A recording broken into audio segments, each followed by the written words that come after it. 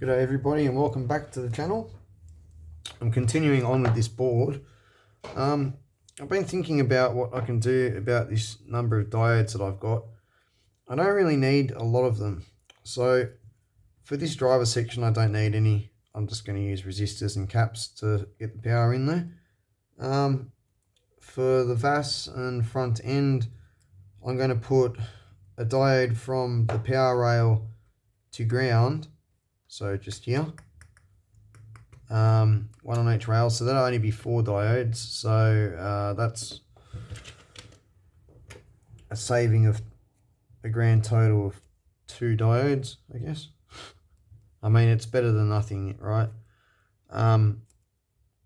So yeah, we have saved 4 diodes. Yeah, I'm happy with that. I've gone over everything else and I'm happy with what I have. It might look like a lot, but when it's all on there, you'll see. Alright, I've been having a look at this and thinking about where everything's going to go, and I've taken half the mylar caps away because originally I had one here, one here, one here, one here for this.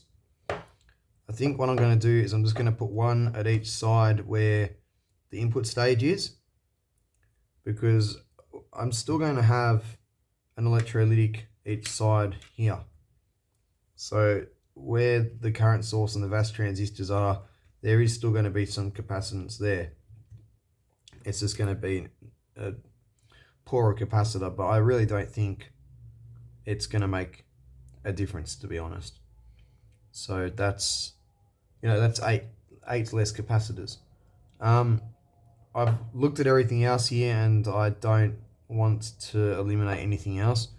The good thing about this is I actually left pads on the board to put series diodes and all different capacitors in different spots and resistors and stuff and different options to take stuff to ground or whatnot.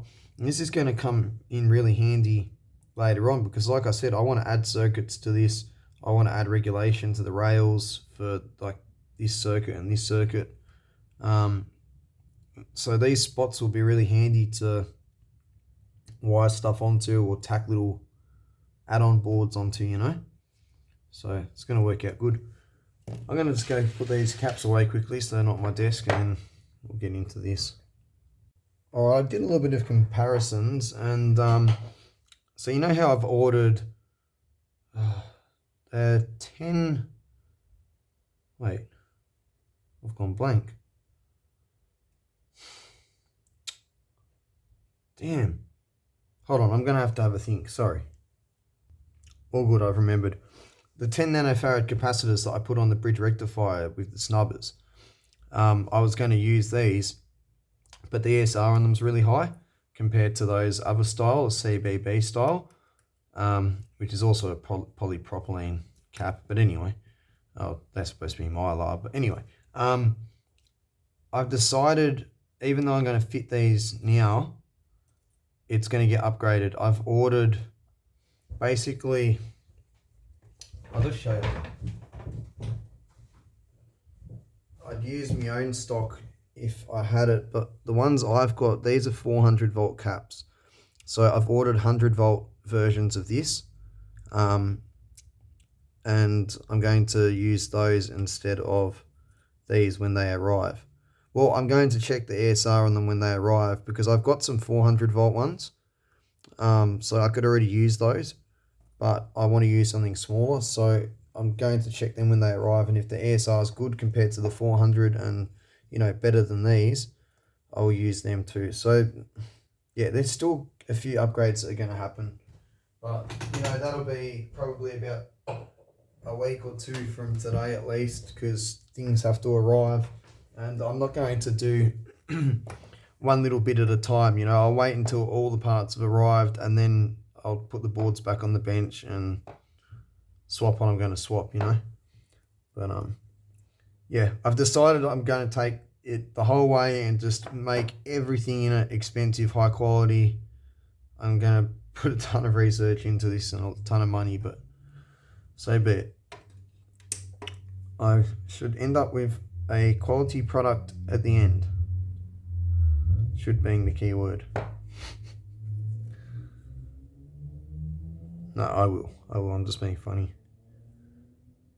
Alright. Diodes. Actually, before I do that, we have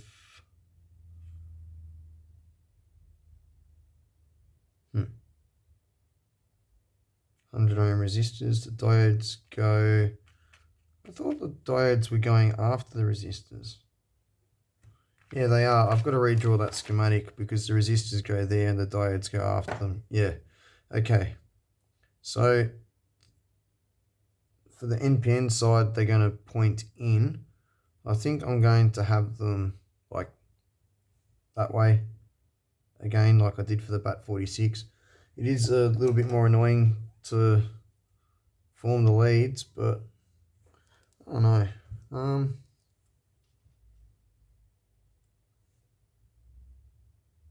Yeah, I'll do them like that. Just purely for looks, nothing else. Bugger it. I'll do it the same as the resistors. These diodes are a little bit chunkier. You can still see them. I just didn't want them to not be visible, if that makes sense. But they will be on an angle as well, so I guess, yeah. They will be visible.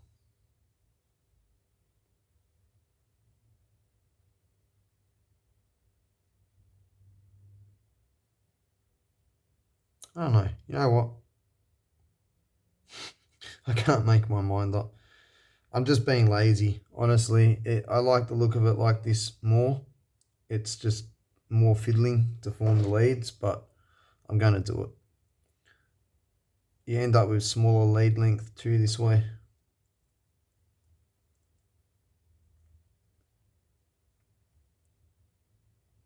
It's kind of comparable to through-hole length.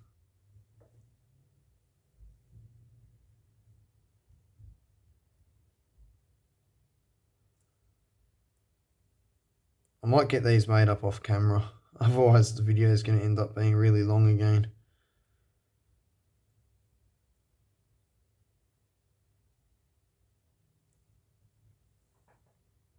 Alright, I've made up all those diodes and tinned them.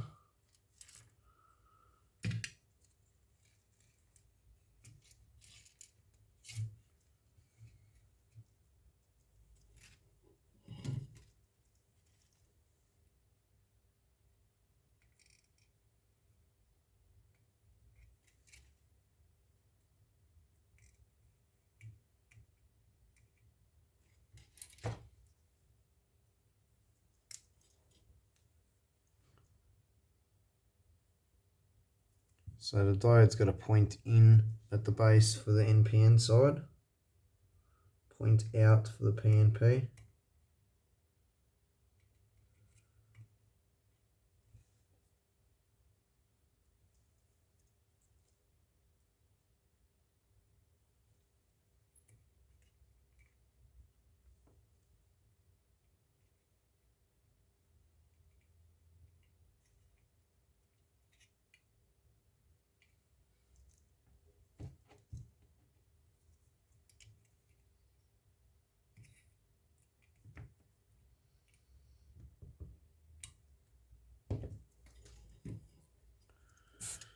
These are UF4007 diodes, by the way, not 1N4007s. They just got better switching characteristics. I figured that might help. It might not have any effect at all. But I am going to replace all the diodes with Schottkys and possibly even some sort of snubber across them. Like I said, all upcoming upgrades. That I haven't ordered the parts yet for because I've actually got to design a new bias network. So I need to experiment with different junctions, temperature coefficients, all that sort of stuff, and work out a circuit that's going to work with Schottkys. So it could just be as easy as a string of Schottkys with more resistance in the middle, you know. It could. I really have not put any thought into it at all. So we'll cross that bridge when the time comes.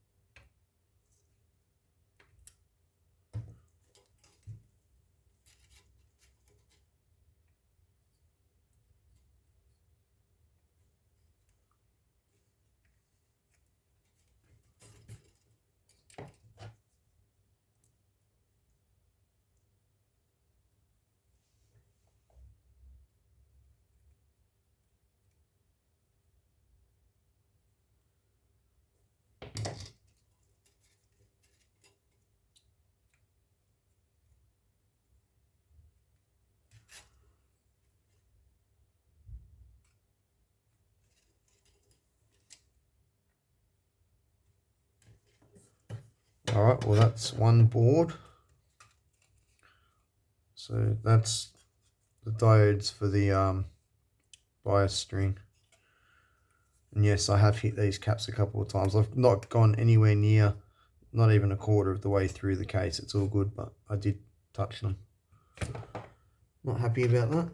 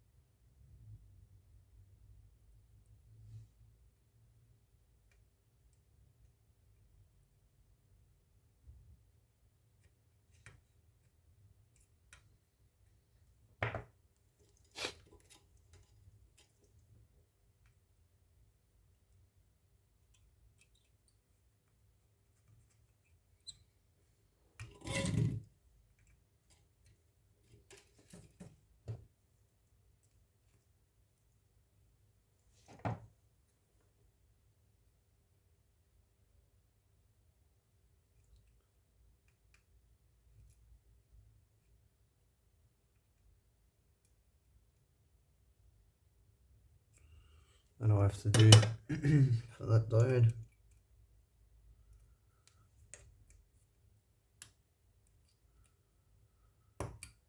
It's not bad.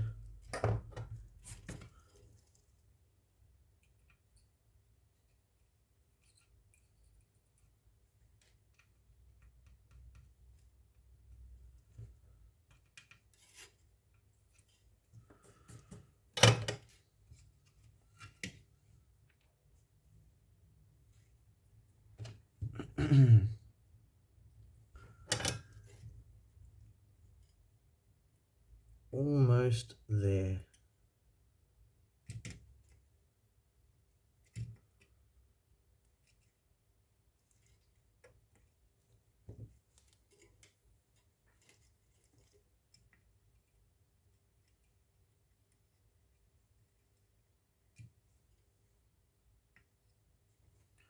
One last diode.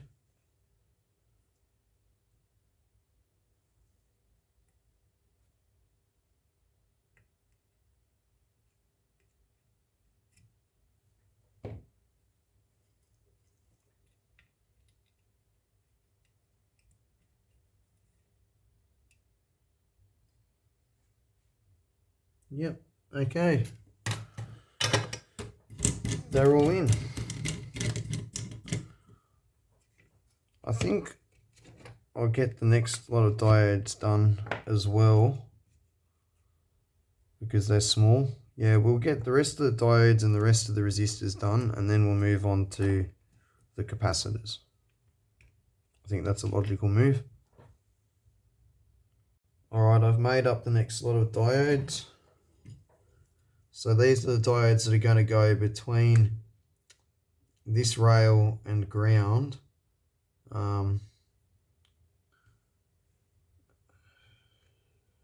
just thinking. Positive rails on top, so we want the diode pointing towards the rail and sitting basically there. I need to get a cap behind the diode, but it should be fine to fit everything there. Let's see. Oh yeah, we've got space. How about the bottom? Bit tight, but yeah, again, you know, it'll fit.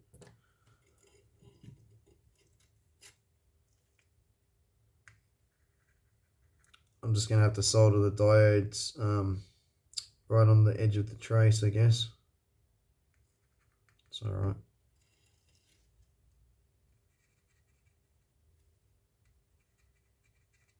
Two things can share one pad. There's nothing wrong with sharing.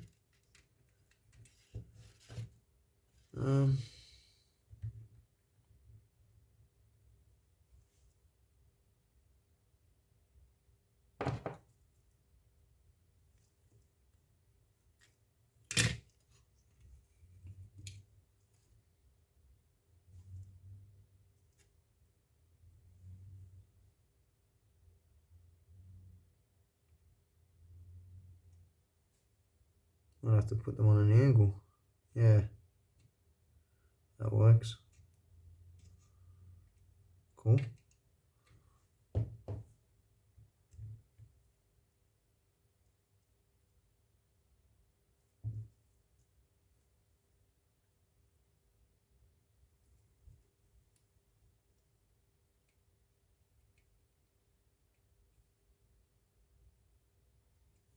Yeah, that works.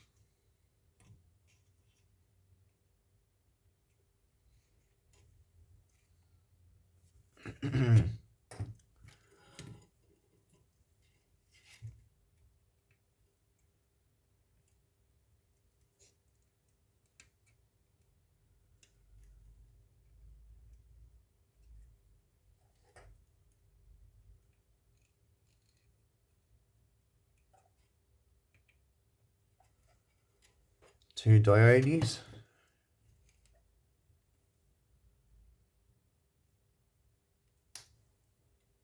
Damn it.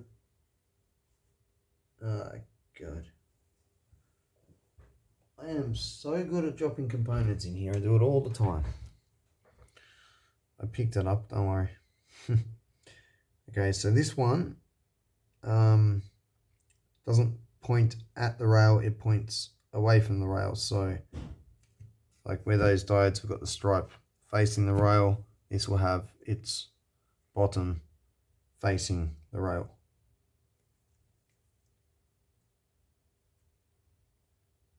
These are reverse protection diodes for the sensitive circuitry, basically, for their rails.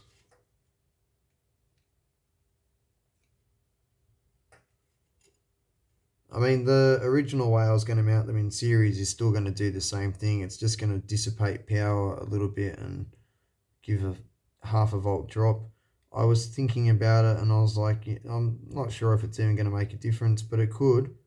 It might cause some sort of ringing or some unwanted effect, you know. So for that reason, I decided to do the shunt method with them. And this is the more common technique that you see done than putting them in series. You do see them in series. I'm not saying that that doesn't happen. I'm just saying that this is a more widely accepted method.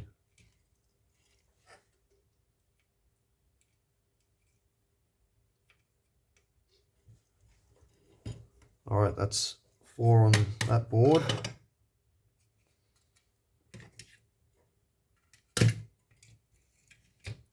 Get these 4 on. Wow, it's really tight for space. I might even try and sneak this over just a tad. Not a lot, just a little bit, but I still have to mount a capacitor in here, so that's going to be a tight fit. Let's just get the diode on. Although, yeah, the diode sort of faces away from it, so it actually should be alright.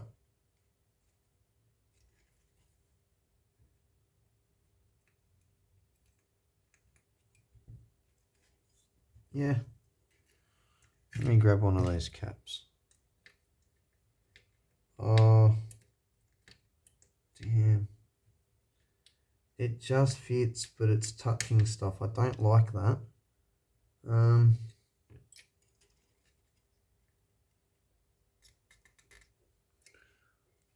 Okay, the diode can comfortably sit there. I guess I could always move this down just a tad more.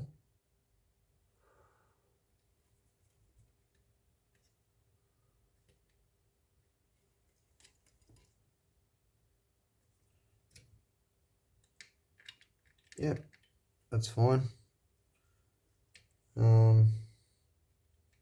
Yeah, that'll be fine. That was the smallest gap that I had, so if that fits now, everything else will fit.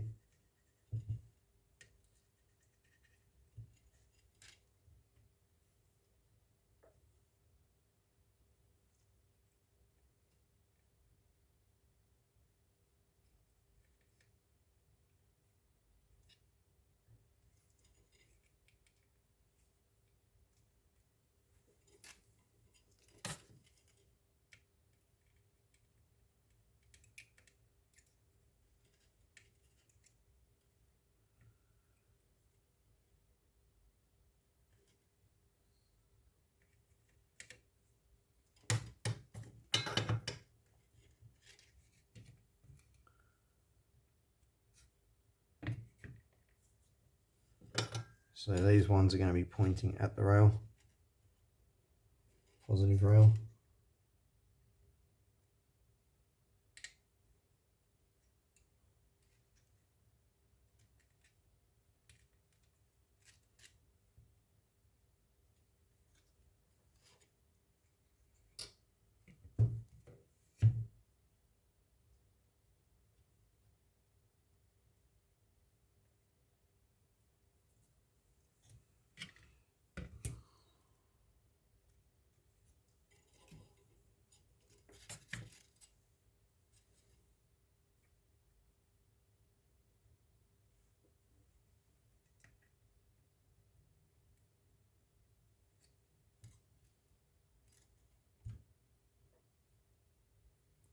All right, I'll just quickly double check and make sure the diodes are all the right way.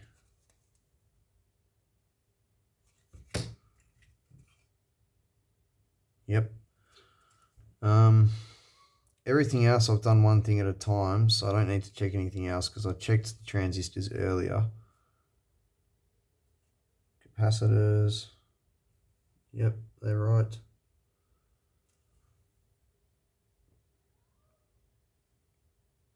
Yeah, everything's correct. I haven't mucked anything up. Alright, I'm going to add the 100 ohm resistors for the bases. Oh, right, yeah, because there's two lots. Oh, I'm getting tired, guys. My apologies. I'm just really trying to get this done, because I can't really do anything until the board's made. Boards.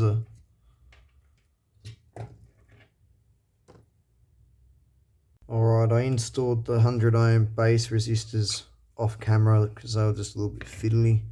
So I just kept working, didn't bother recording that part. But anyway, let's continue. Also, I have hit the polystyrene caps with the soldering iron a couple of times, but luckily I didn't make it all the way down to the foil, so it's all good. I've tested them as well just to make sure, because if they were shorted, that would be a problem. I've got replacements. I mean, if I left them in circuit shorted, it would be a problem. Sorry about that. I was just setting the phone up and I hit record by accident. Anyway, I'm starting to get tired, which is good because it's only just coming up to 12 o'clock, which means I'm going to go to sleep soon. But what I'm going to do is in between now and then, start fitting the resistors. I find doing the same thing over and over and over again to be sort of boring, and it tires me, and I've already fit a lot of components and fashioned resistant leads into the right shape, so I'm hoping this will bore me enough that it makes me fall asleep quicker. Because the problem with me is when I am designing a circuit or repairing something, my brain's active and I'm thinking, and I get that intrigued and focused in what I'm doing, there's no chance of me going to sleep. But a brain dead job like this, where I'm just populating a board, yeah, that'll do it.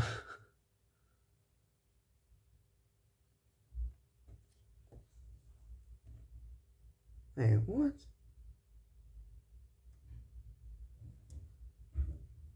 Wait, the leads are copper, but there's steel inside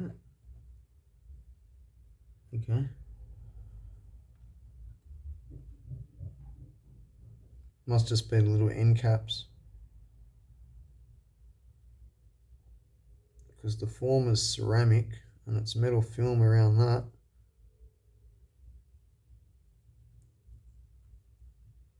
I guess that's not really something to worry about if it's just the end caps, because they're like a millimetre long, so they don't really have inductance to them. But when components have got steel leads, that's what I don't like, because the lead's got length to it, and steel's quite inductive. I mean, if you're, working on a fairly fast switching power supply, for example, I mean, the length of a transistor lead or a diode lead or something like that can be the difference between the circuit working properly and making a ton of noise, and not working so properly. A little ferrite bead around a component lead can make a whole load of difference when it comes to radiated noise. The length of the lead, the inductance on that lead also plays a major role as well. So steel leads, no, don't like them. I understand that a lot of things do have steel leads, so I'm just saying everything in this will slowly get swapped out with high quality stuff. I mean, I'll probably leave the resistors because they are decent quality resistors, but yeah, some other things like capacitors and stuff like that, they'll all get swapped out.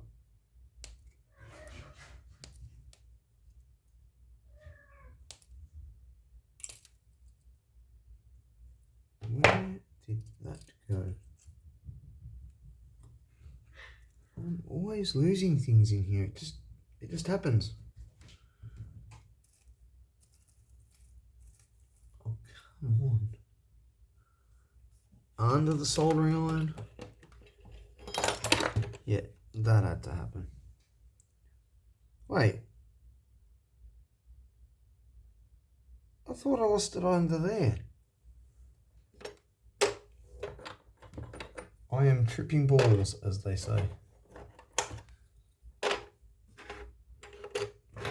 Right.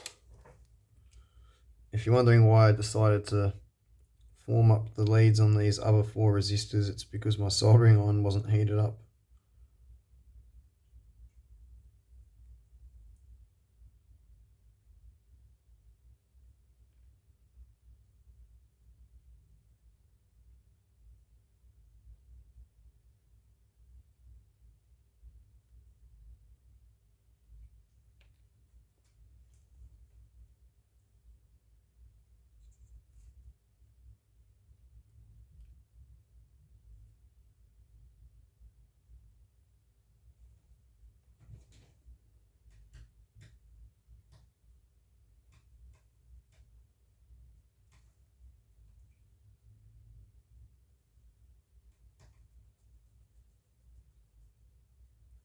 If anyone wonders what the background sound is, it's cats. There are cats in the lab. They're actually right next to me.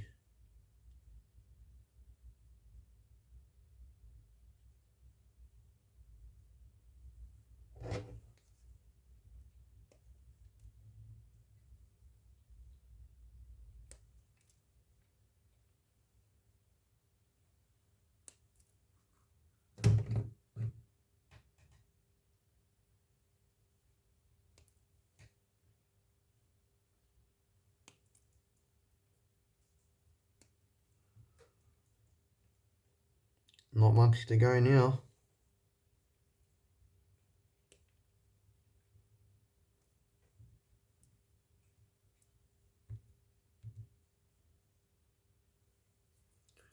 Alright, so I'll get these tinned up and on the board.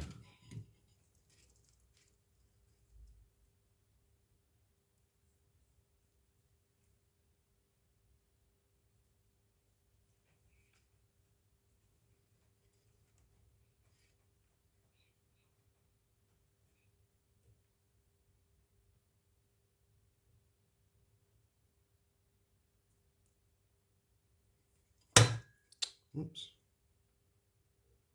Sorry, missed the soldering iron.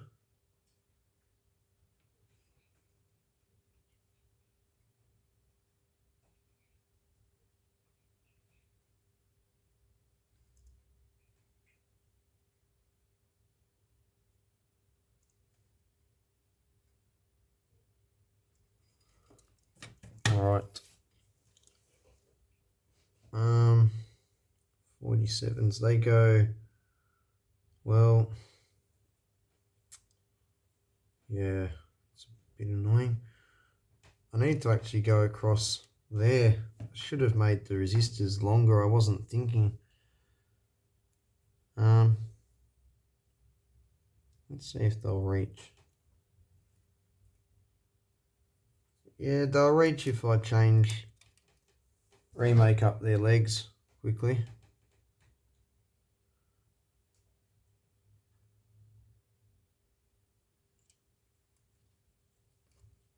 Yeah, that'll work.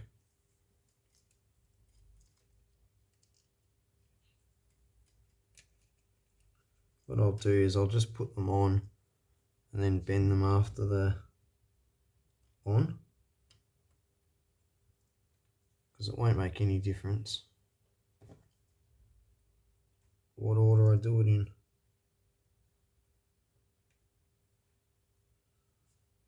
Oh, whoops. Oh no, that's where it goes. Yep. Yeah, and then after they're on, I can just come in and put it where it needs to go. Same with the other one.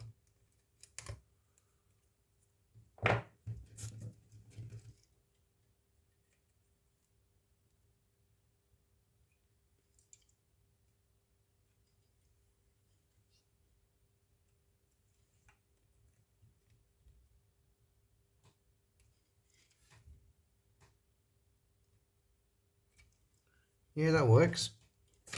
All right.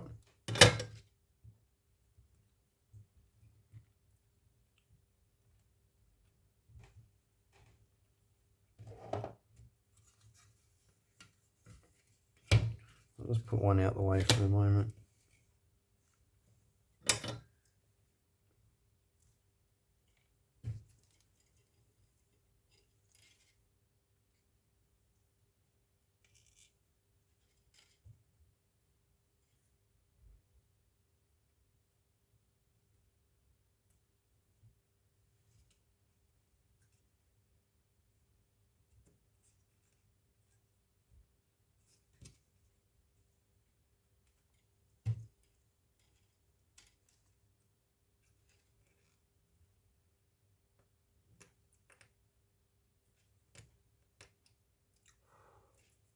Oh.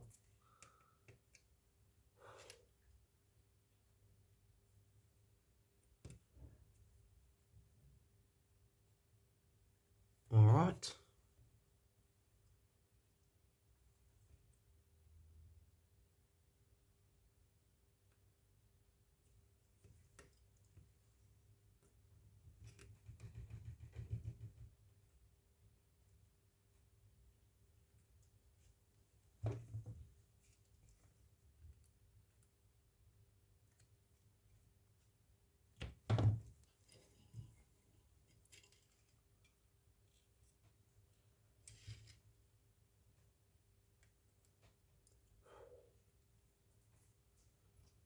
That'll do.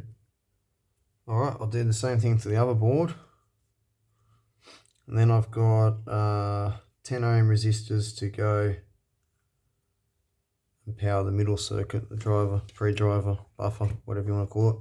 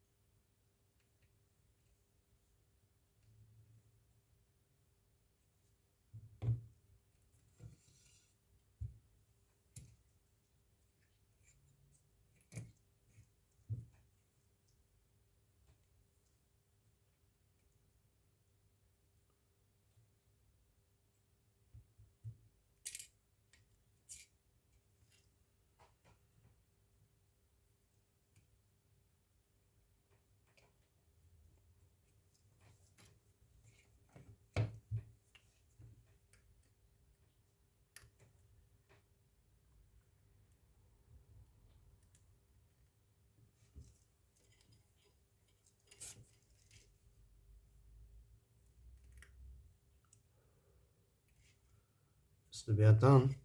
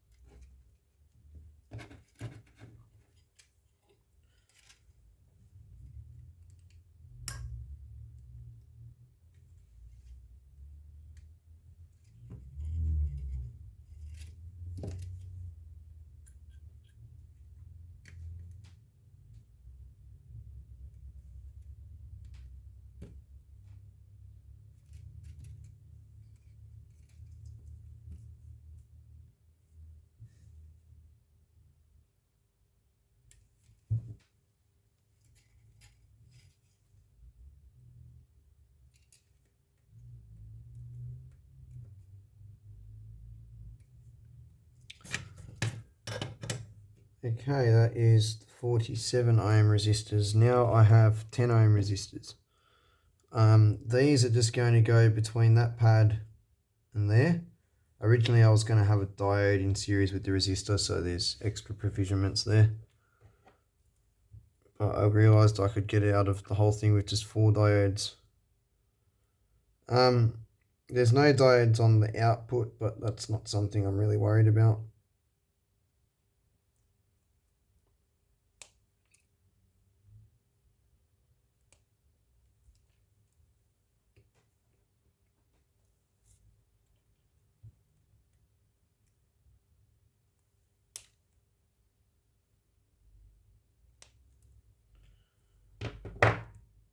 I think I'll just get these 4 resistors done and go to bed. I am starting to feel tired again. One thing I've learnt is to go with it, because if I don't, I end up waking up again. It could be hours before I get to sleep.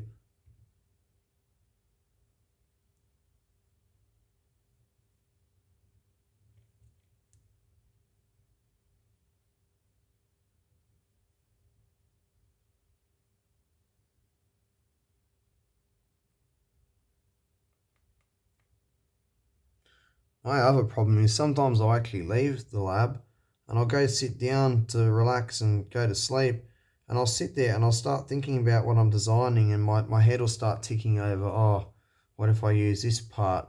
What if I do this? What if I try that? And then I end up coming back in here because I'm itching with all these ideas. And that keeps me awake too. It's a really bad trait.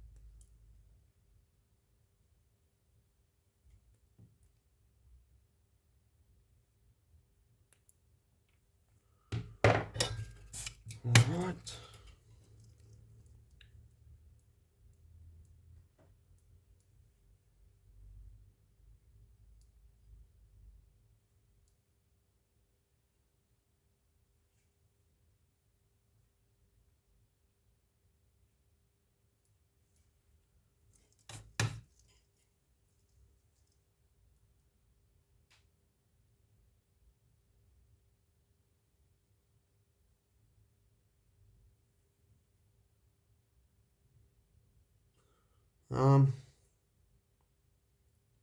I'll put the resistor there. And I'll put the capacitor in the middle, because the capacitor is going to have a lower dynamic impedance the way the circuit's looking at it compared to the resistor with the incoming power. So you want the capacitor really in the center. If the power didn't have a 10 ohm resistor coming in, then I'd be more worried about the power coming in on the center. I don't know if that makes sense or not. I hope it does.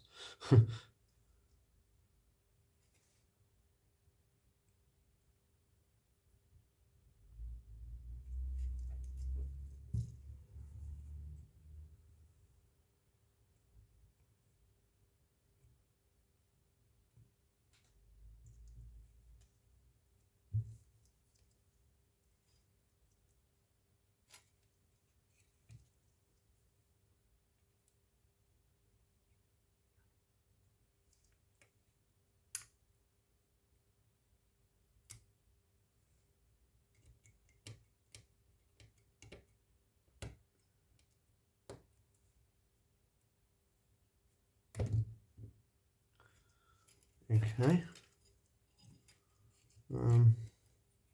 What? I'll leave that off to the side because I need to put a capacitor in there too. Alright.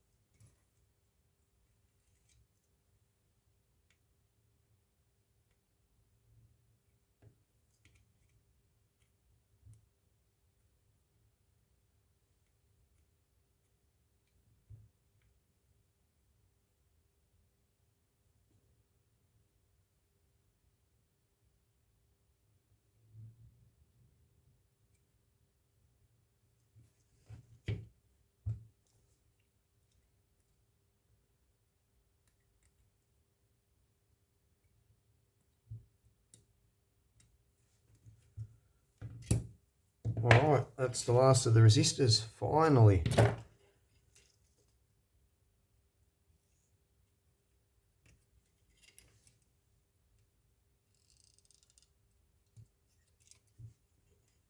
Cool. On to capacitors. I'll do these 220s first because I've got to fit these right there.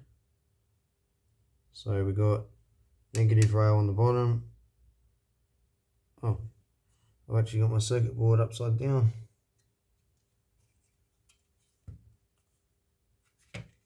Alright.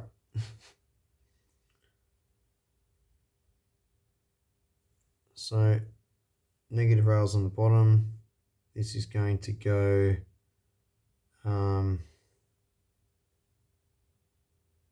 to ground, yeah.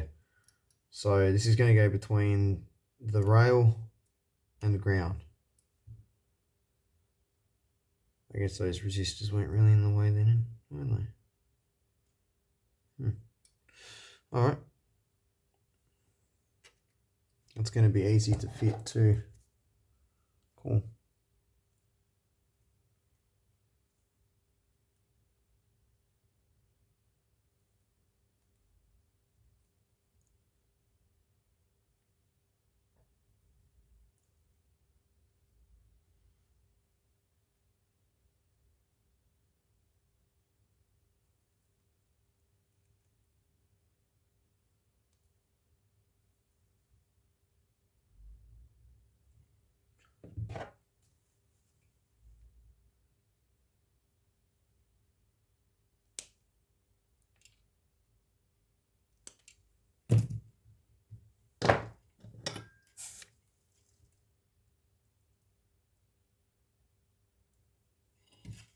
And yes, I've tested all the electrolytics for ESR and all that sort of stuff to make sure I didn't get, fake caps or some shit that are rebranded, and know that they're wonderful. And if they are fake rebranded caps, they've done a good job.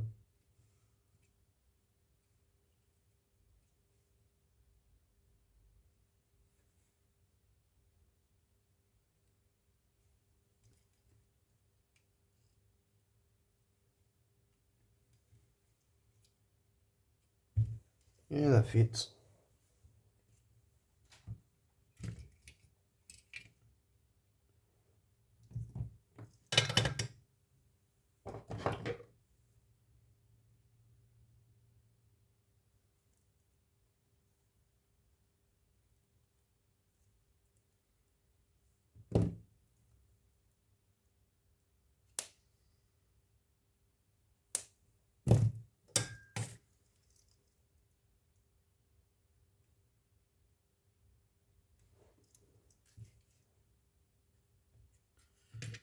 It might be a bit tight actually. Oh no, just angle it. Cool.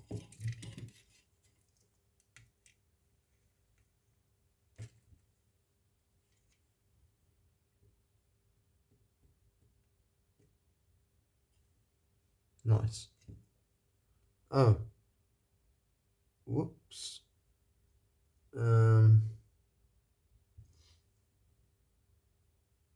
What have I done? Oh, the board's upside down, so hold on. No, that's correct.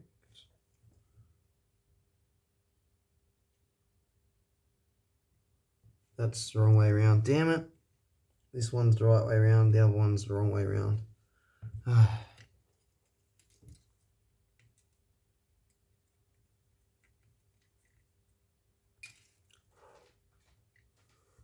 I've got to swap this one around.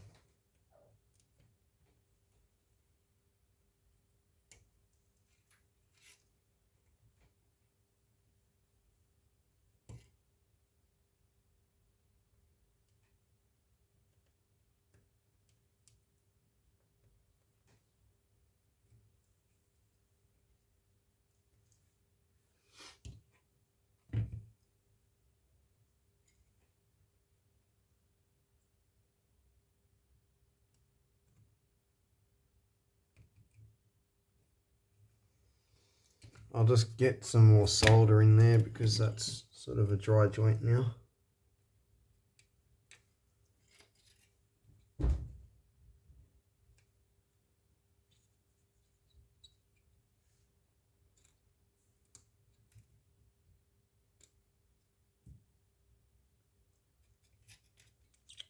Just stop touching all the capacitors. Alright, let me just make sure that that's now right. We've got negative on ground, positive on the positive rail, negative on the negative rail, positive on ground. Okay, that is correct. Do the same thing for this board and try and get them around the right way the first go this time.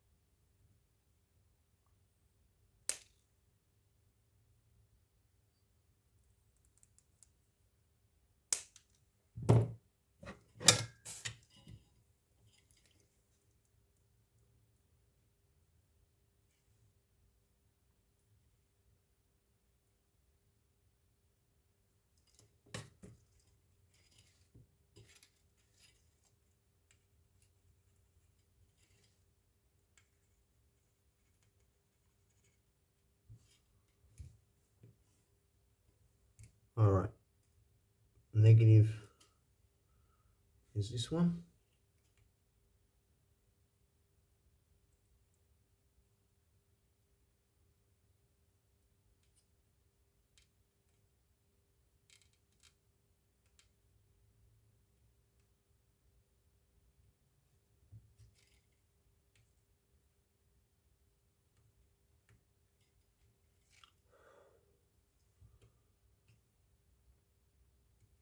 You beauty. One more. And then we're on to the little 100 mics and the mylar caps. I've already spotted a problem. Oh no. Yeah, it is a bit of a problem. Damn.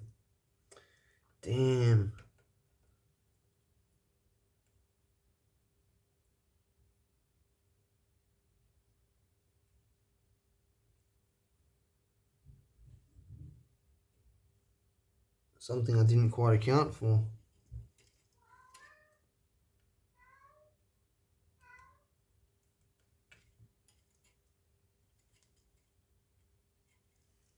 So I've got these 220 nanofarad mylar caps that are supposed to be in here.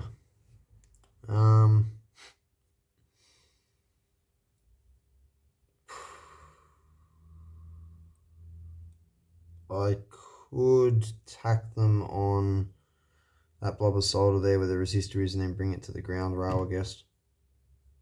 It is doable.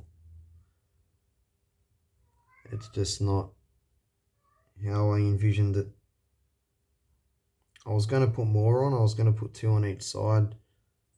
But then I was like, no, that's a bit overkill.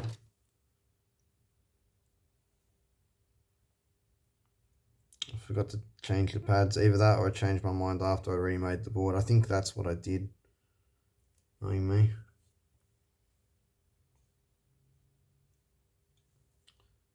I guess it'll fit.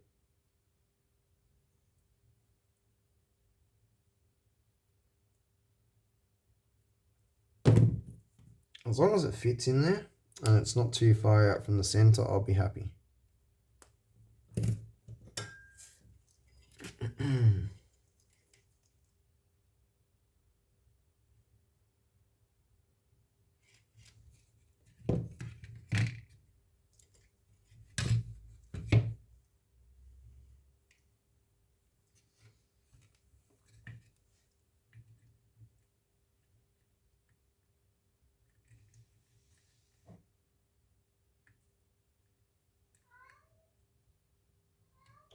Yeah, definitely doable. Slightly annoying. But yeah, it's alright. My resistor's sort of hidden in there. But that's all good.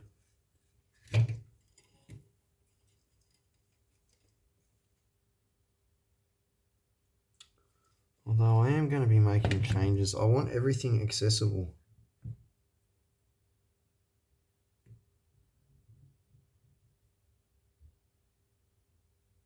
It's alright, I'll leave it for now. Electrically it's better there because it is in the center.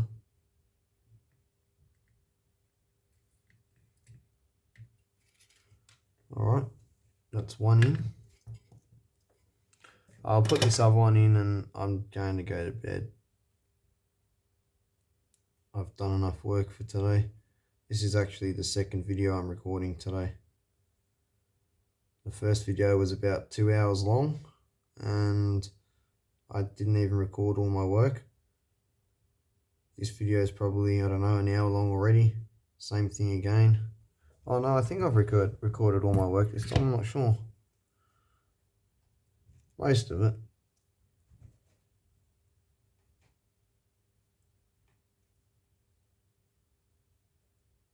Yep, this is the last one for tonight.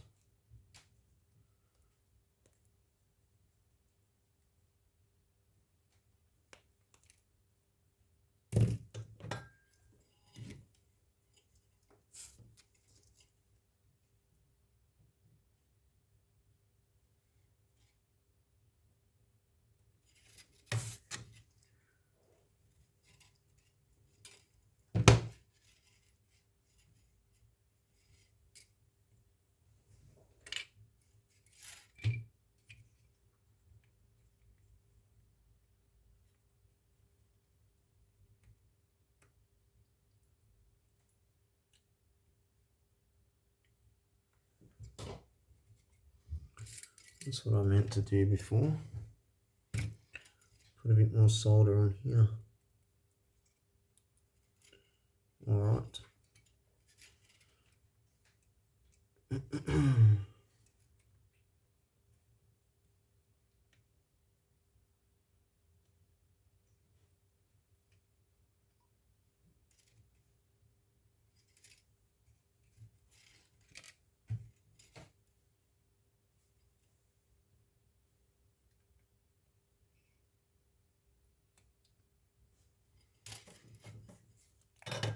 That's it for tonight.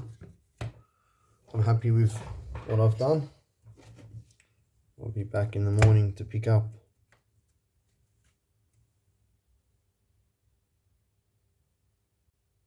Well, I couldn't get to sleep, so I thought I'd do a little bit more.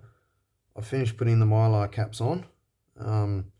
Yeah, one's one side of the cap, one's the other, and on the other board they're both the same side. I know.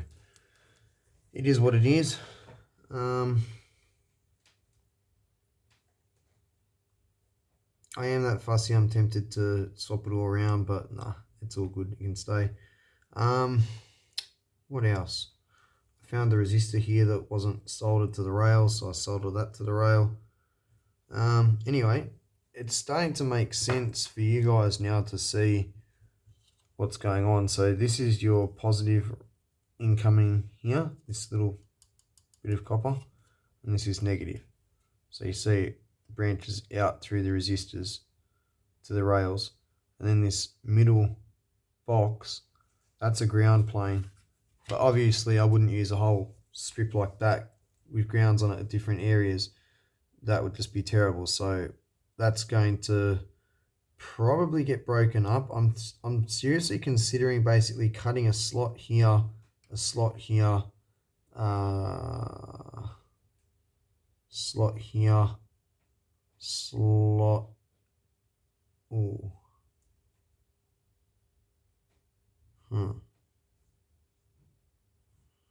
I need to cut the slot on the inside of the diodes. That's a bit of a problem. The other thing I could do. Oh no, I don't want to do that. I got a bit of thinking to do now.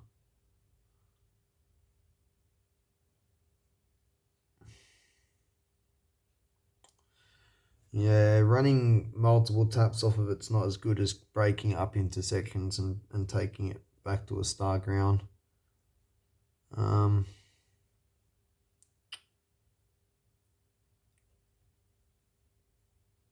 Although I could take like a tap here, here, here, and here, which is in between the two circuits that are there, and another tap from the middle, sorry, it's this rail, and then join all those up.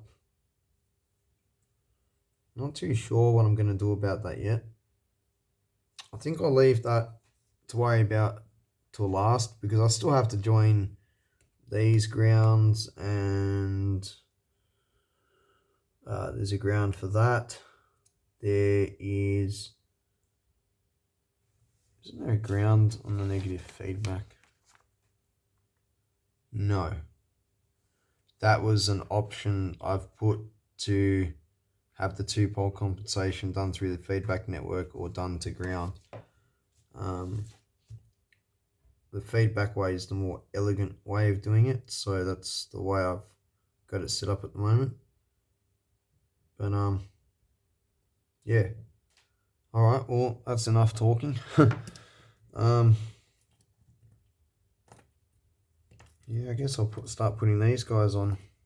Yeah. I'll just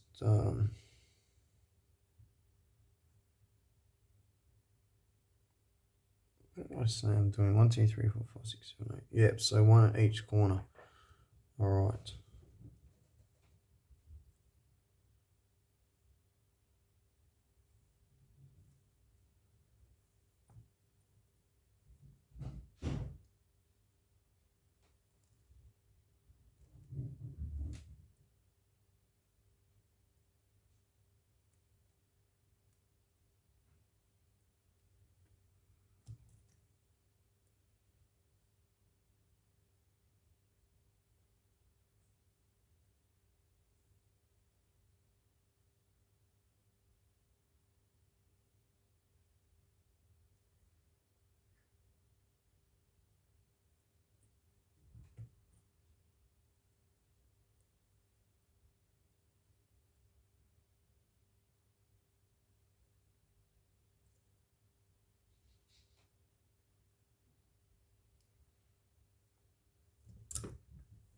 I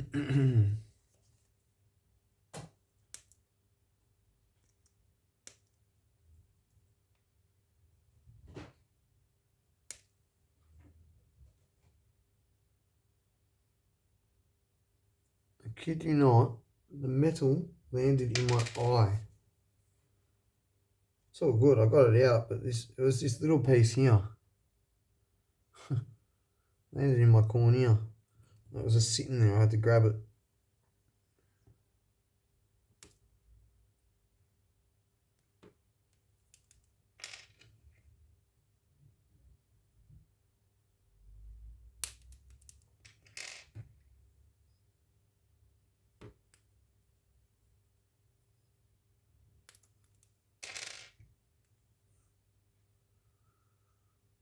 Can't remember if I mentioned it or not, but these are 250 volt Mylar caps. They just have a lower ESR, I found, than the 100 volt ones. Like I said, I've got better ones on the way, but for now this is what we've got.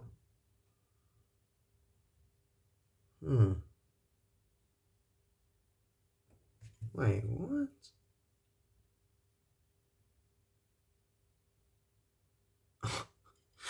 Yeah, okay. Yes, Dave. The board's upside down. That's why. I was so confused for a sec. I thought those were my tower resistors. I was like, what have I done? No. Alright. I'm going to put it right smack bang in between the two sides of this diff pair.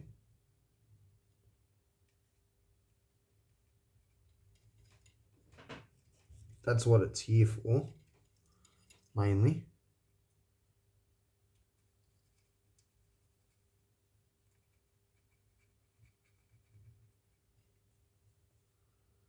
Oh.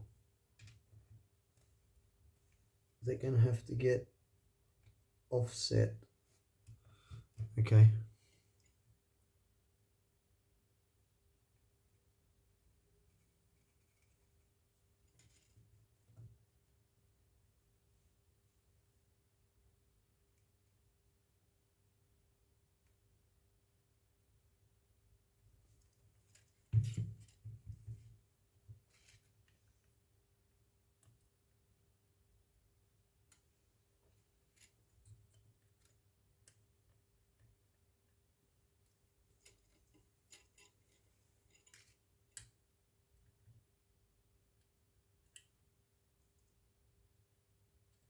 Yeah, that's fine.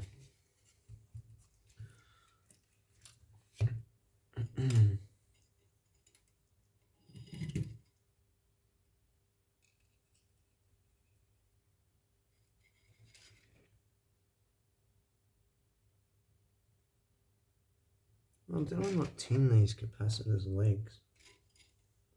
Really?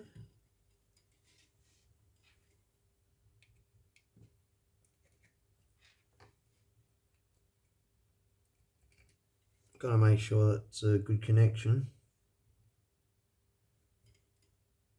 So when you're doing a normal 3-hole board, as you put the component legs through the hole, when you go to solder it, you take solder and flux, or fresh solder, and you iron to it, so it gets cleaned with the flux and tinned. But doing this, I'm essentially reflowing everything. Now, because I'm quick, it's a nice shiny joint still, but if I don't tin the component lead, it's a bit too quick. And also the absence of flux, because most of the flux is burnt up the first time, it won't make for a good joint. I'm just going to put this out the way. These boards are getting some weight to them.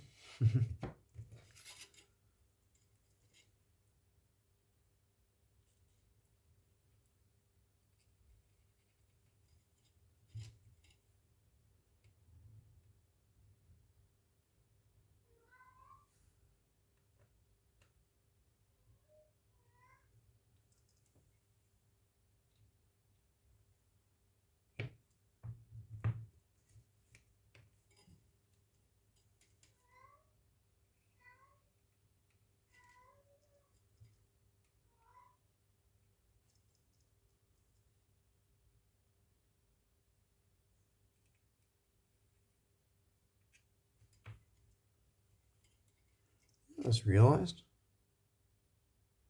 that capacitor needs to be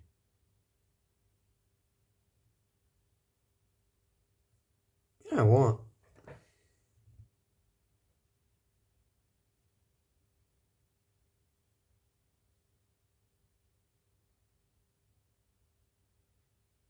I guess they're alright where they are. I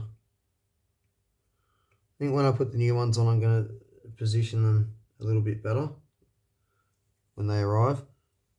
Just realised electrically that is in the middle of these 2 points because they're going to be connected like this. If it was sitting there and the other end of it would be sitting, I don't know, doesn't matter, but that end needs to be in the middle.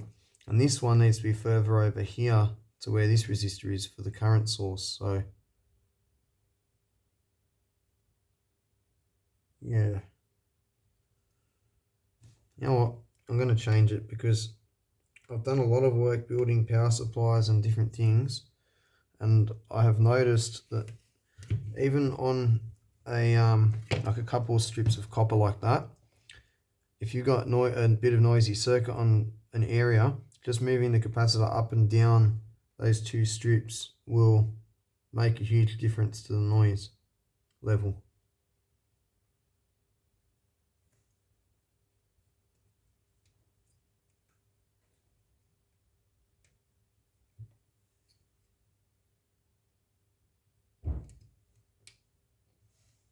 Yeah, I'm going to move them all over.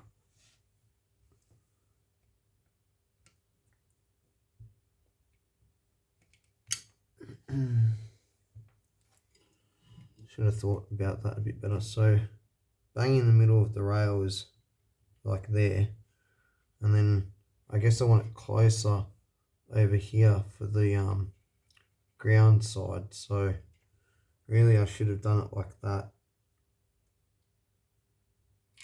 Oh.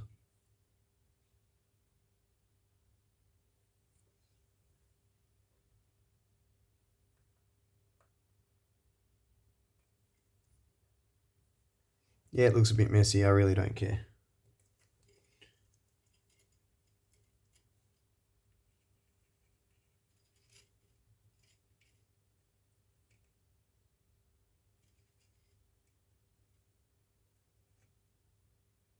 I mean, the fact is, this amp is going to have a lot of work done to it. It's sort of a prototype, a big powerful prototype that I'll be using, but it's still, you know, a work in progress. And when it's complete, I'll make up professional boards and build another one in a nice case with an even nicer power supply and all that sort of stuff. So I'm not too worried at the moment.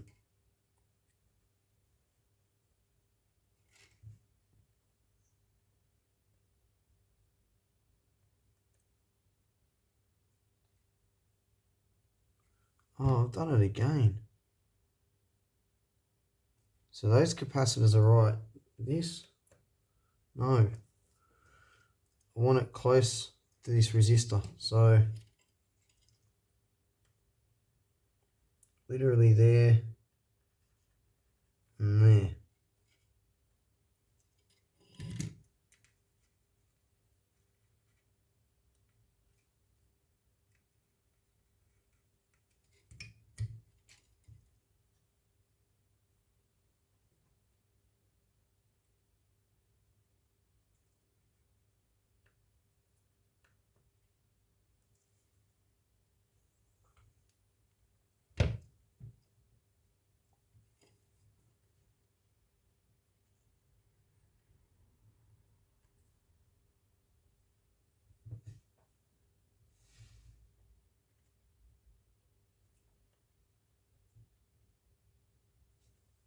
Yeah, that's where I want those.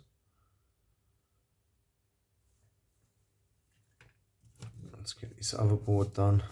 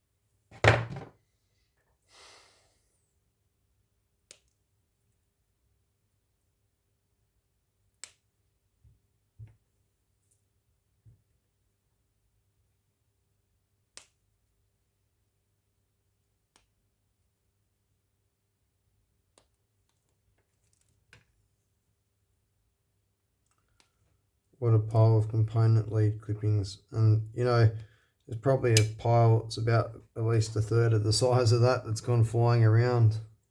That's just what's landed in the near vicinity.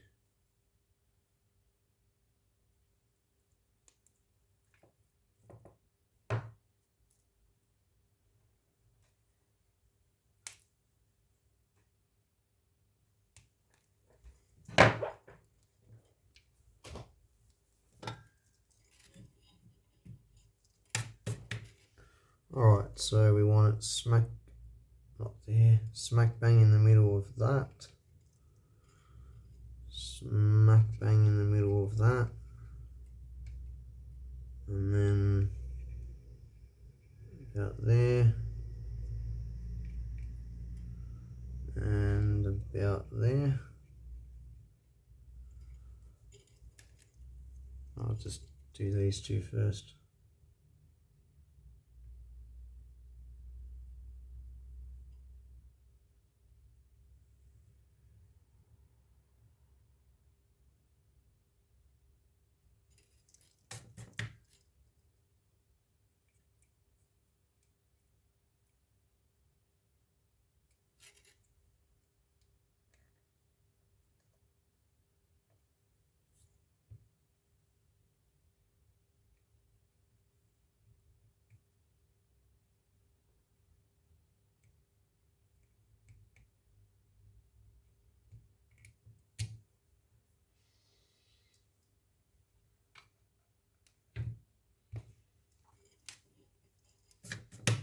Now for the current source.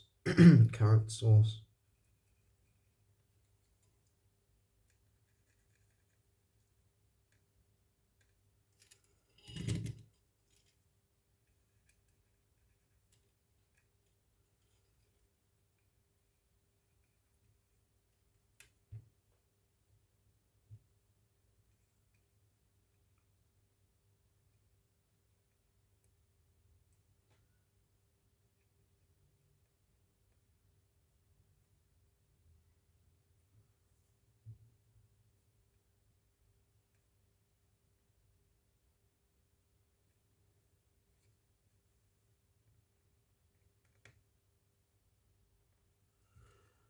Alright, excuse me. Alright, all I have left now is the electrolytics and the input boards. Now these are starting to look like packed ass boards. These have got to go, shit.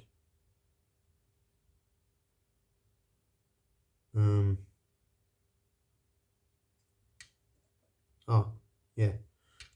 So these have just got to go like that. These cats, I tell ya. Will they all fit? Yes, they will fit. So, yeah, that's it. And then once that's done, input boards. I think I might go try and get some sleep now. I'll leave this for the morning. That's it, just some FW series Nichicons. 100 mic, 100 volt.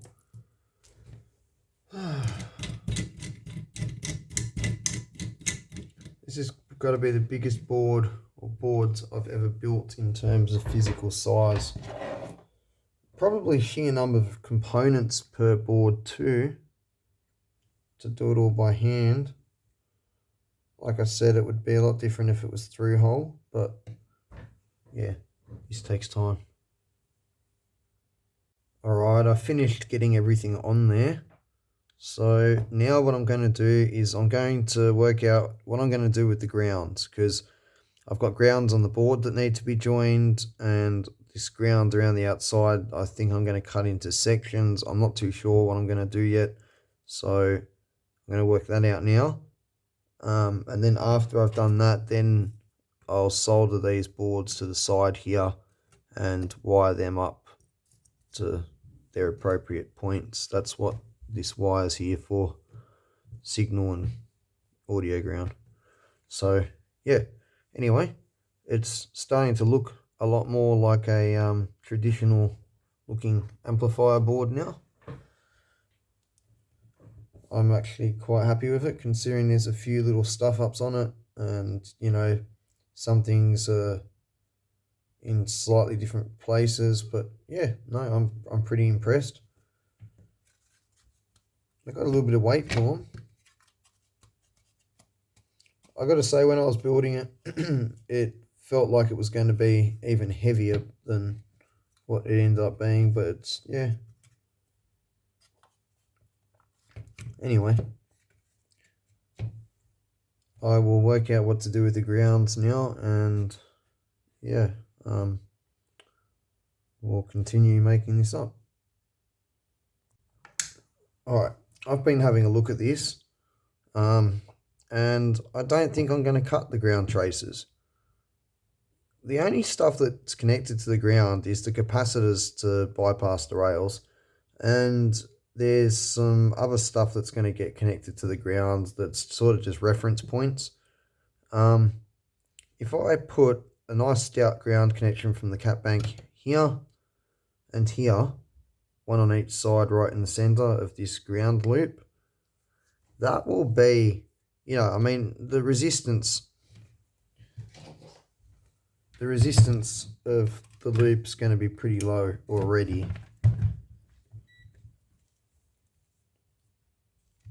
And because it's connected end to end, that's going to lower the two lines as well. Does add a bit of inductance to it, but with the capacitors along it and connection from the center on each side, I think it's going to be all right. Let's just...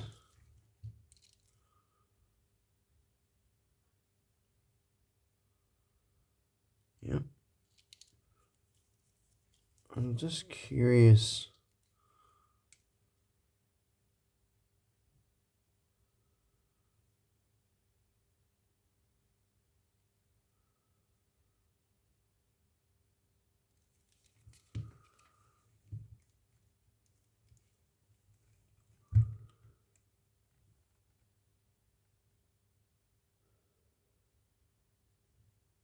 Yeah, that's nothing.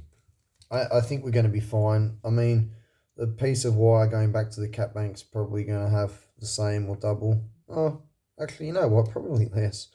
But still, that's quite low. This is only milliamps, couple milliamps in these circuits, you know, and the reference points might be milliamp, microamps, you know. Yeah, that's going to be fine.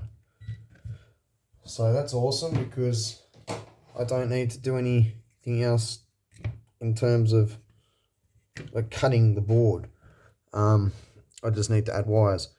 I've been thinking about this too. Now, I've got these 2 points here that need to be connected together and then connected to ground. Now, initially I was thinking of giving them a separate wire to ground each, but to be honest with you, because you've got this resistive divider here between the rail, oh yeah, we've still got to connect up other things. I've still got to put a whole load of links around the place, but anyway, and then the other resistor going to ground. There's resistance between the cap and ground because of that resistor and that resistor there. So if one of these current sources, you know, does this and the other one's not doing it so much, the resistors will take up the difference. If I just link those two things together there, just put, you know, drop a link across there, then attach a wire to the center of that link and bring that back to my star ground, I think that'll be more than sufficient. So that's what I'll do. I'll run a little bit of this stuff across there, those 2 points and those 2 points, and then I'll run a wire from there over somewhere here where my ground wire is going to come into.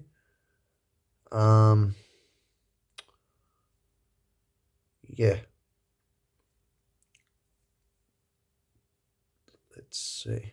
I also need a ground 0 volt rail when I say ground, to go here to this transistor, to the collector of it. Or it might be the emitter. I think it's the collector. Yeah, it's the collector. I'll just run again another wire from there going, back over to ground.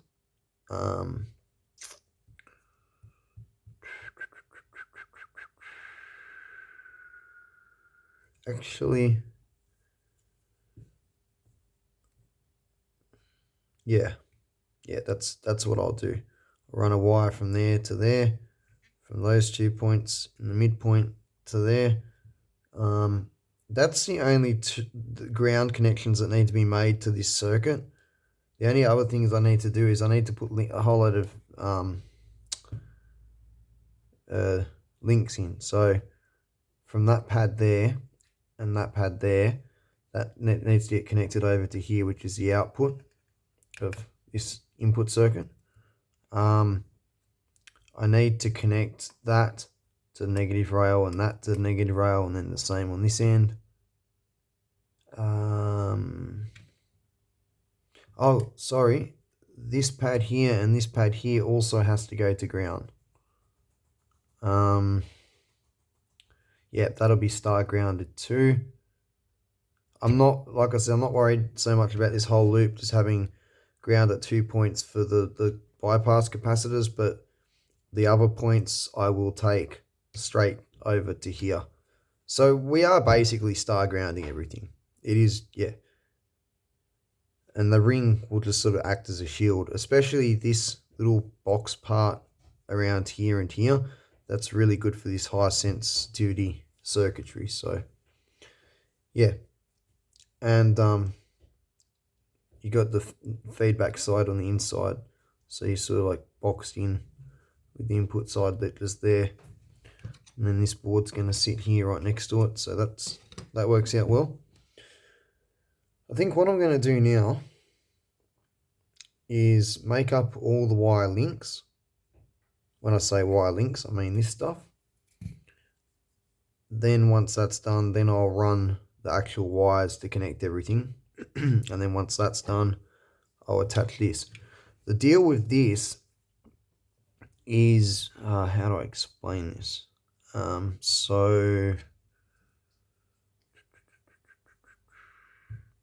Sorry, my bad.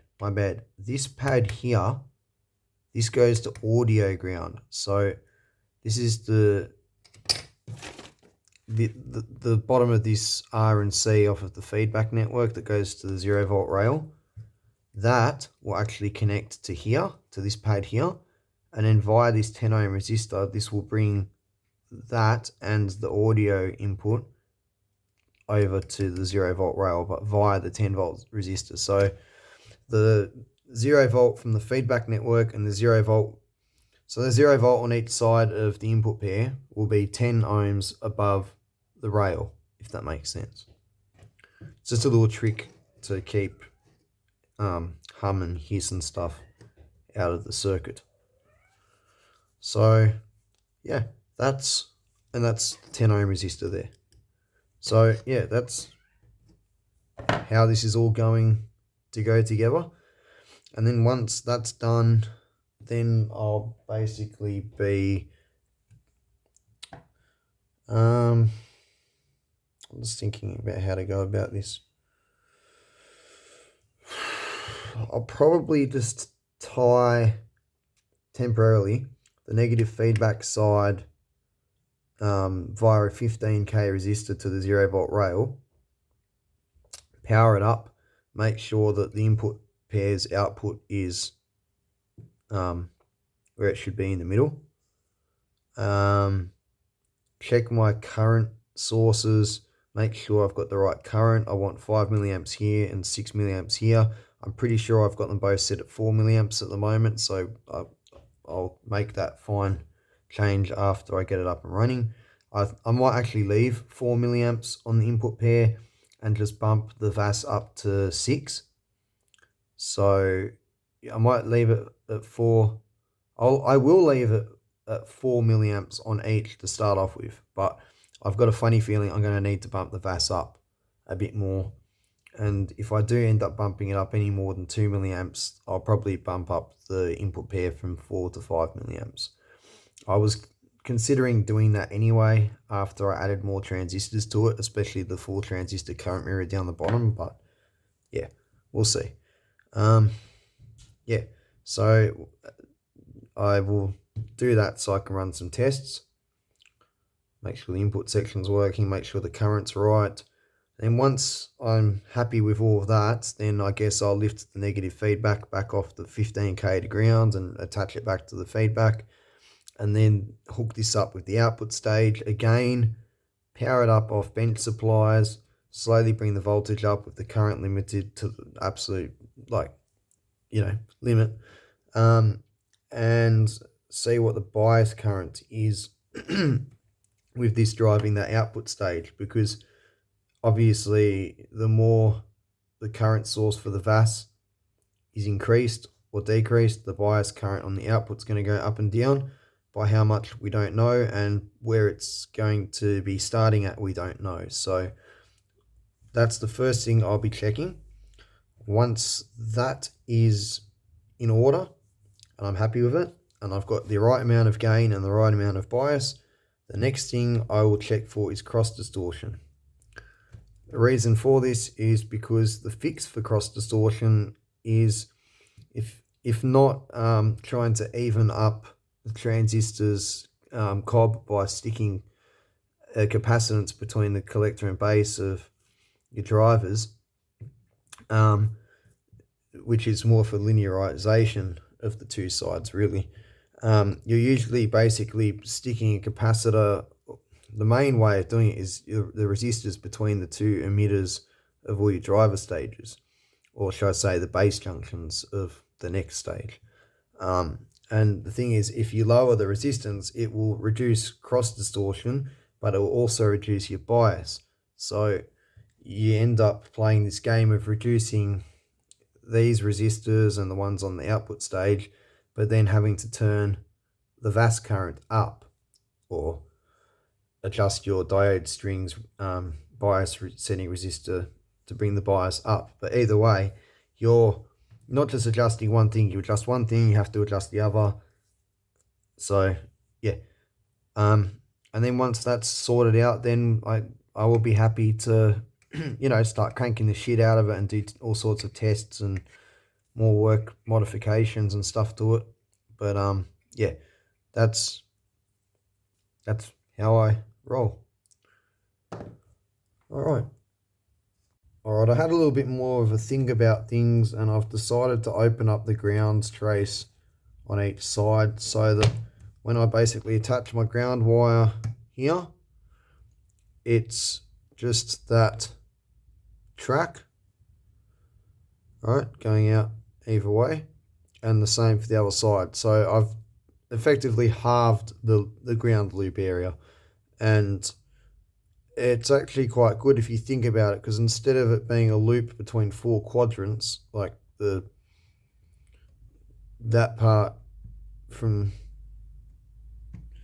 from the start of one wire to here, or I guess 2 quadrants really, but you see what I'm saying. There's a lot less loop area like that.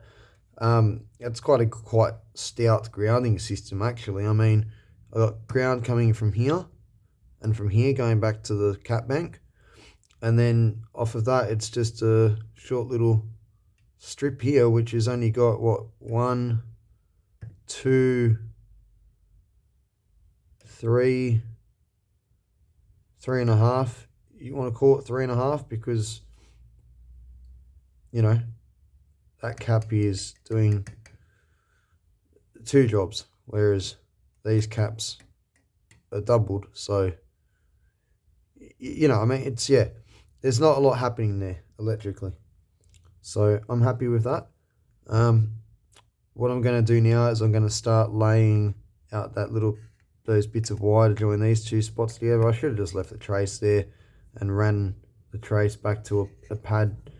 That's all right. Anyway, I'll do that now, and then I think I want to start running wires to connect up ground locations, and then once that's done, we'll get those boards on. So yes,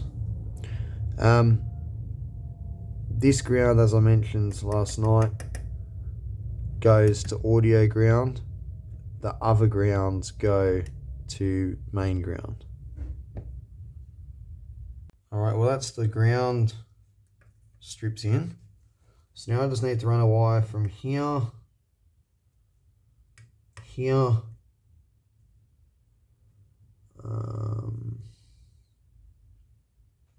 yeah, just those two spots, back over to one of these center ground points. I might put one on one rail and one on the other, I'm not too sure yet. Yeah, that's what I'll do. I'll take this to here and this to here. And once I've put those two links in, then I have to connect this ground over to this, this pad to this pad,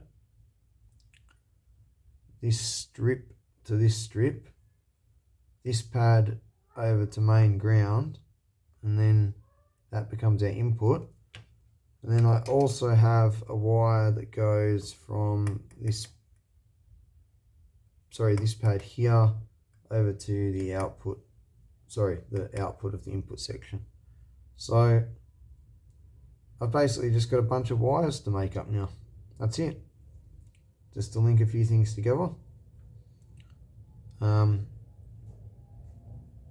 It's funny because when I first did the boards, I had a look at them and I was like, oh man, I really should have done 2-layer board and done a ground plane.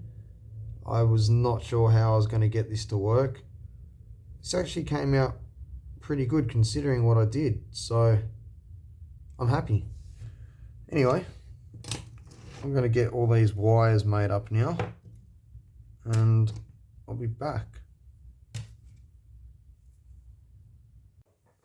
So I've mounted the wires at one end, so when I strip the other end I don't pull strands out because the pieces are short, and I've attached these boards for the inputs for each channel. So almost there. Now all I have to do is strip the other end of these wires and, excuse me, attach them to where they go. So let's bring this where you guys can see it. Input wire goes to that pad there. That ground pad there goes to this wire, and then that ground pad there will go, I'm going to give that its own star ground back to the capacitor bank, because that's the other end of the 10 ohm resistor that floats the audio ground circuit.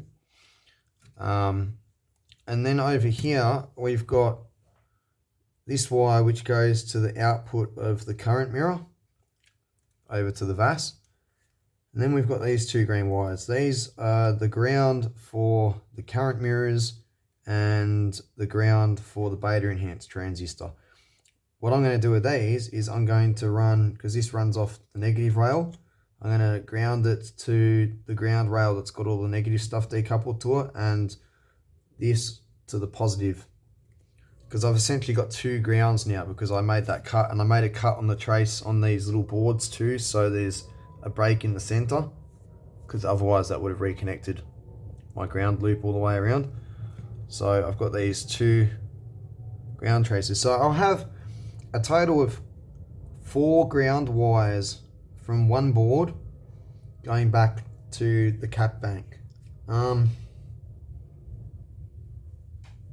Actually,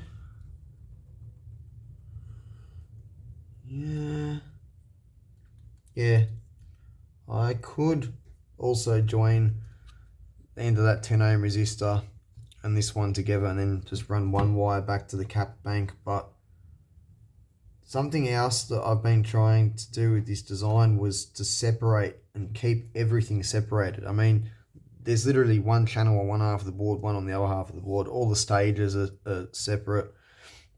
Even the input board's separate, you know. Everything is truly separated in here. So I think I will just run 2 wires back. So yeah, I'll just connect this up. So I'll just do one at a time, be easier. I'm only going to make the wires as long as they need to be. I'm just trying to think how I want to do it. Maybe like that.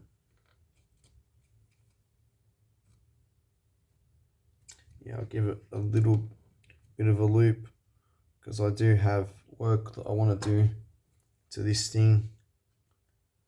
I don't know how much work I'm going to do to it. I mean, I've got better parts coming that I've ordered, and when they come, I'll probably swap things out. But, you know, if it performs already good as it is, I'll probably leave it, because what I'm thinking is, in order to trial all different parts and different transistors and stuff like that, I need a layout that's easy to get to, and I want test sockets. So I'm going to build another one exactly the same as this, but it's going to be full of test sockets and stuff like that.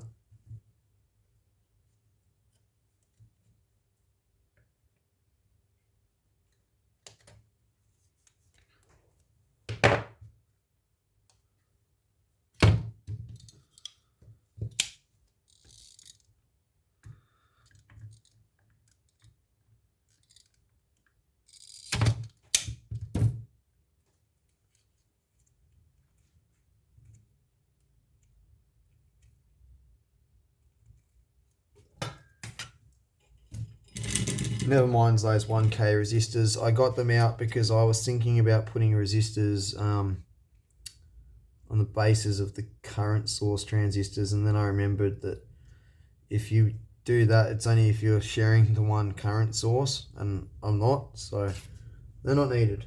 All good. It's just hard to remember everything, you know. When you design something this big and complicated, you make so many design choices, and then, you know, and it gets hard to remember all the choices that you made. Later on, you sit there looking at it going, wasn't this supposed to be here? Because you forget that, you know, you've omitted it for whatever reason. So it's all good.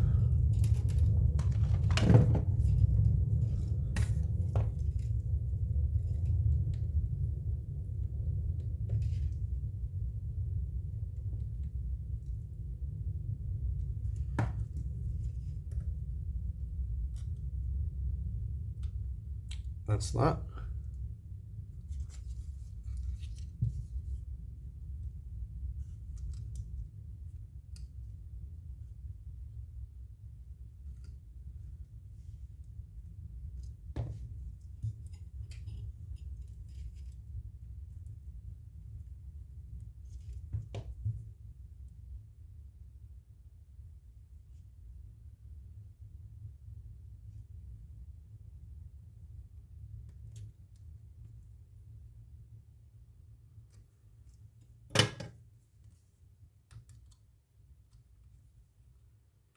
All right.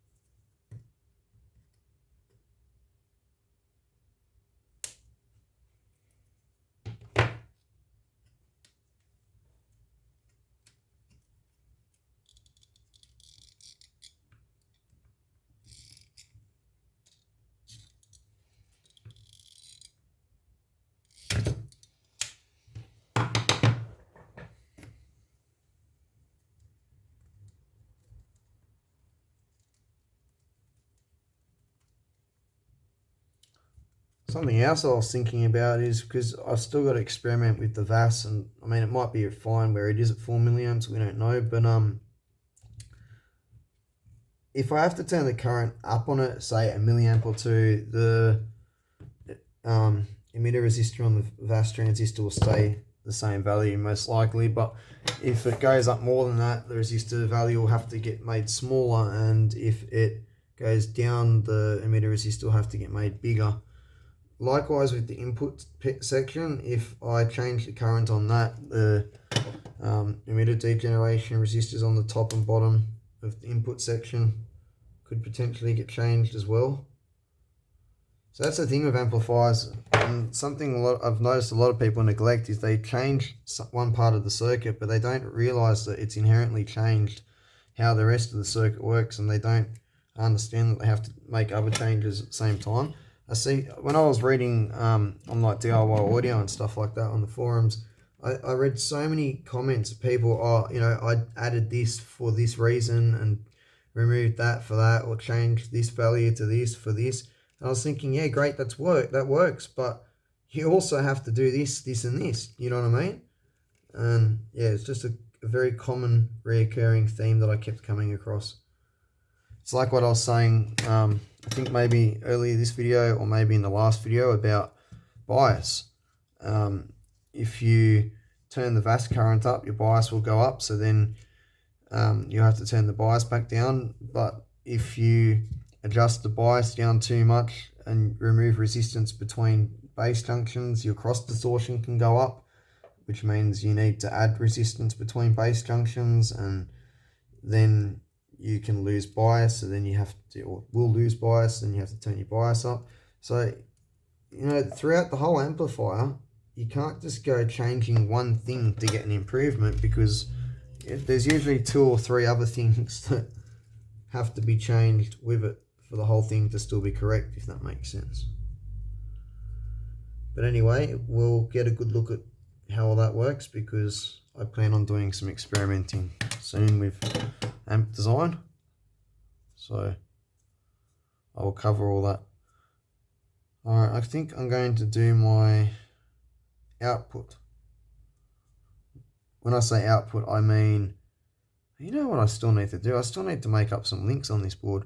The VAS base to the output of this. Actually, you know what I might just do? I might just verify quickly. I know I double checked all the actual transistors are the right transistor, but I should really double check that.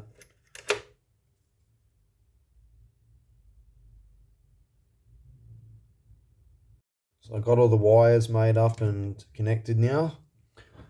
All I've got left to do now is some links. So need to get these 2 emitter resistors down to the negative rail.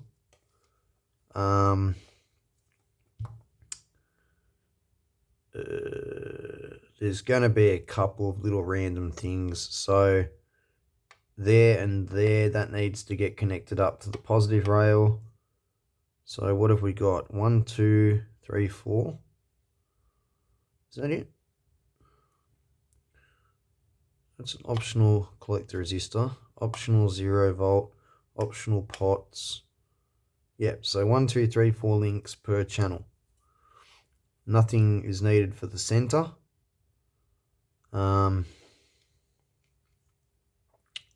Yeah, so 4 links per channel. Let's see.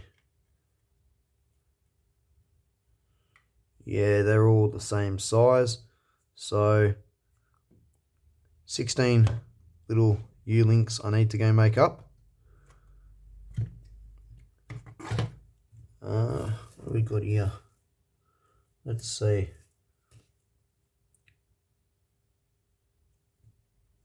That's not steel. That is steel. That's not. I think I'll just use some of this stuff instead of wasting more material.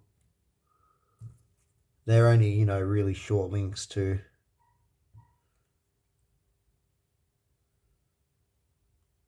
Alright, well, that will do. You know what, I'm not sure. I don't know if some of that is steel. I think because it's so light. You know what, I'll just use this. I've got plenty of it. I'll make up all the U's off camera, and then I'll just solder them in place and then come back and give you guys a look, and then I'll end the video, because this is the last thing that I have to do to these boards before they are ready. And once these are done, that is it. So like literally I just got to put these links on in this video, and the next video will be powering the different things up, you know, this board, the output stage, getting everything working, and then putting it together. So it's going to get interesting now. I was going to make the links up, but I think it's actually going to be easy to do it like this. I'll show you. Soldering iron has gone to sleep.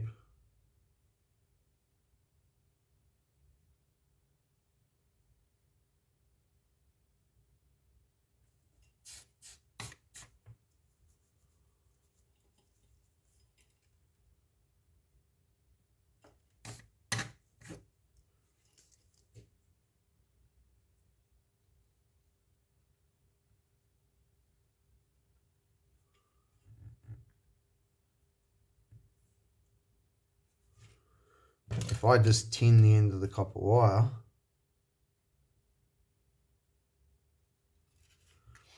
and then bring it to the pad,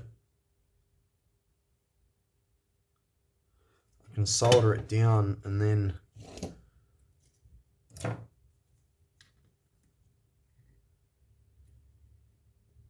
make the jumper in situ.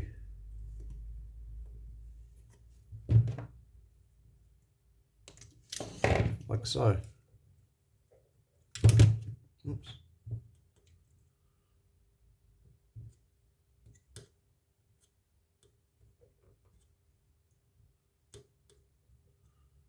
A little bit of mucking around, but I guess if you try and make it by hand, it's a bit of mucking around still, so I'm just going to do this.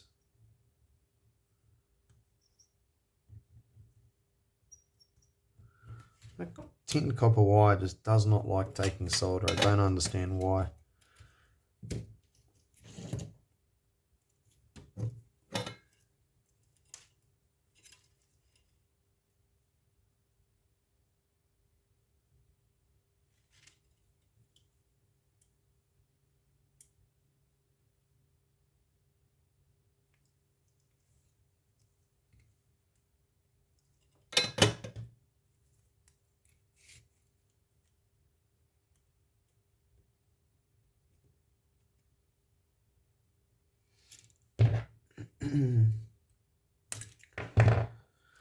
Yeah, this is actually fairly easy doing it this way. Pretty good. Can't complain.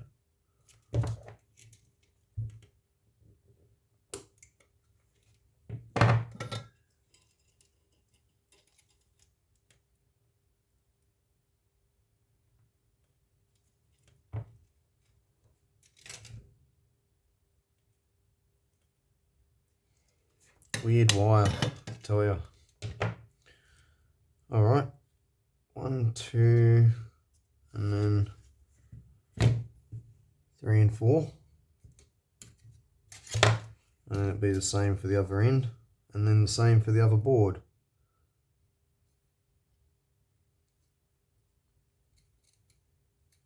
I tell you, I've fitted so much stuff to circuit board the last couple of days, I'm just over it now. I just want to move on to the next thing, you know, but unfortunately, that is not how it works.